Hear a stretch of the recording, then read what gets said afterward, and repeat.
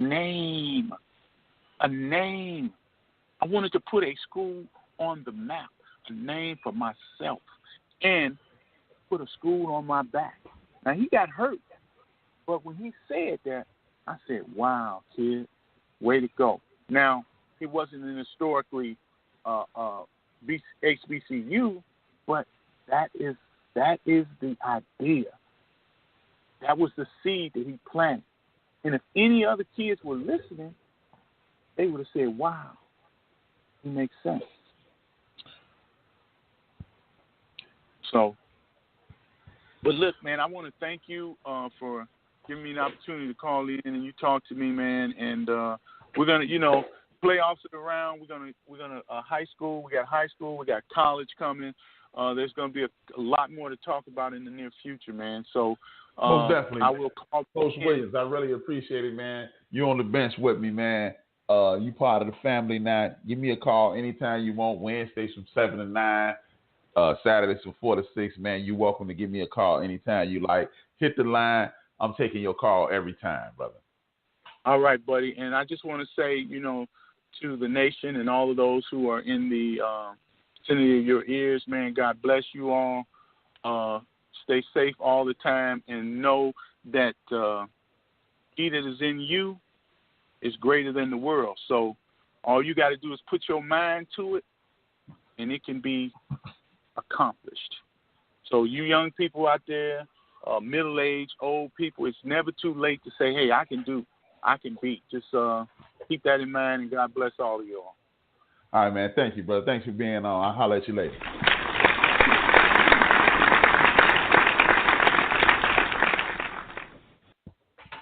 I'd like to thank Coach Williams for being on. I've known Mr. Williams for a very long time, and we actually see things the same way. And I believe even with those minor league endowments, in comparison to these big-time schools, things can be rectified because, as he stated, he asked me to look up Michigan. Michigan just happened to have a $10 billion endowment, and most institutions like Michigan do. Ohio State, they are in that same area, and which leads me back to my point that I left off on right before Coach Williams.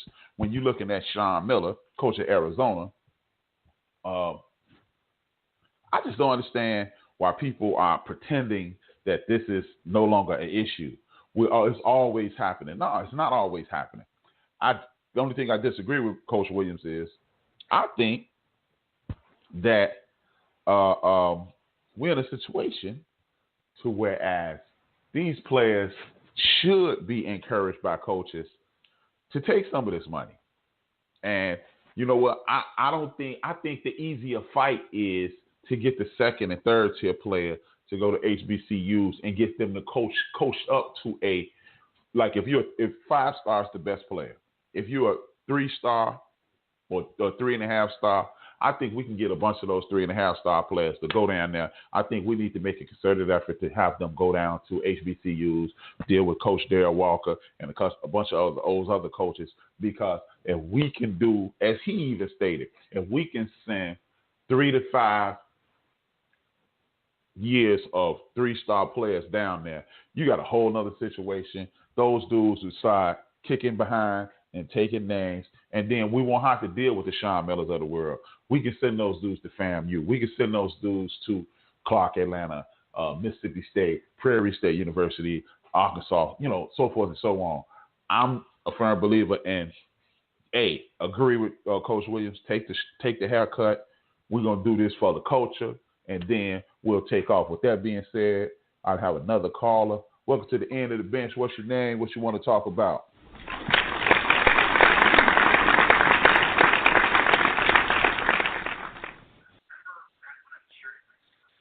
Hello. Welcome to the end of the bench. What's your name? What you want to talk about? Hello. Don't want to talk about anything. Please keep listening, though. Good looking. But as I was stating, I think we need to just focus on the three-tier players, because a lot of these big-time athletes are coming from impoverished situations. They're coming from impoverished situations.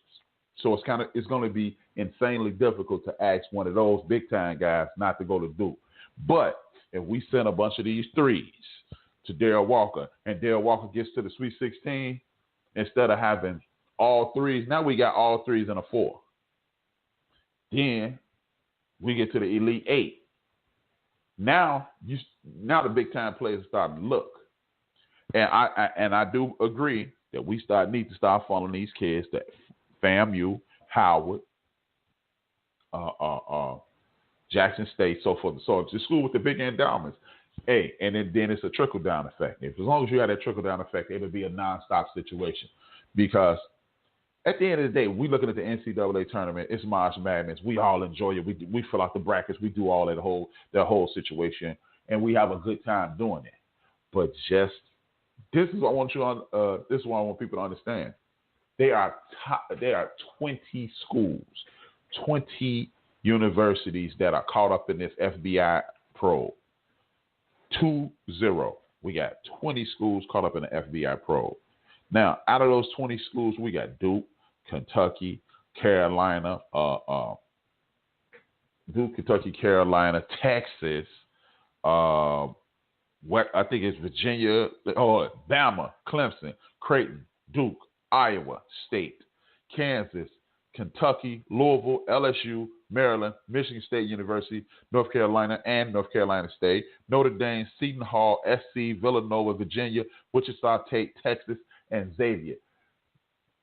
Out of those 20 schools I just told you about, at least 5 of those schools have a very good chance of winning the national championship.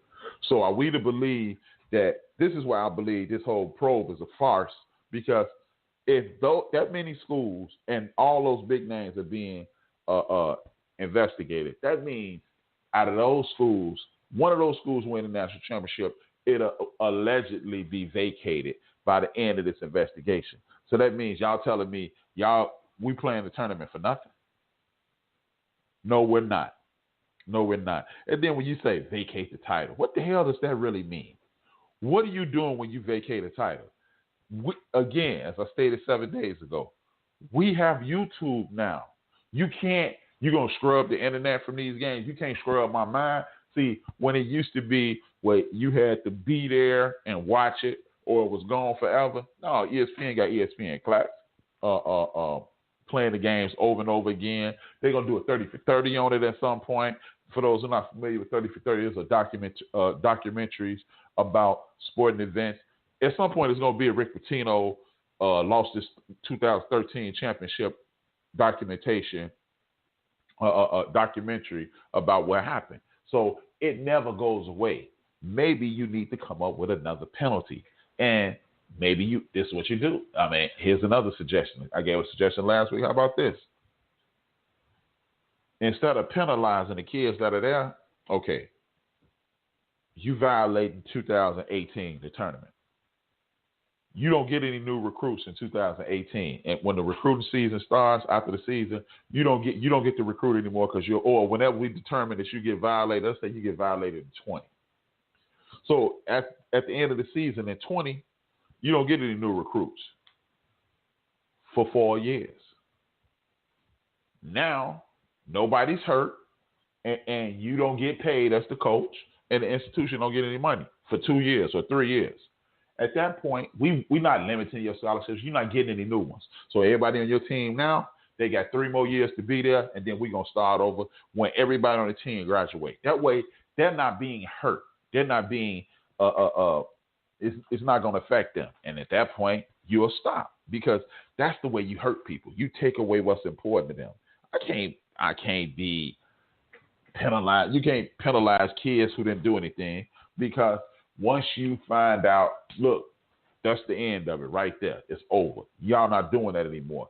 Either y'all going to fire the coach or we're going to keep it moving. You need to fire the coach. You need to fire the athletic director. You might even need to fire the chancellor.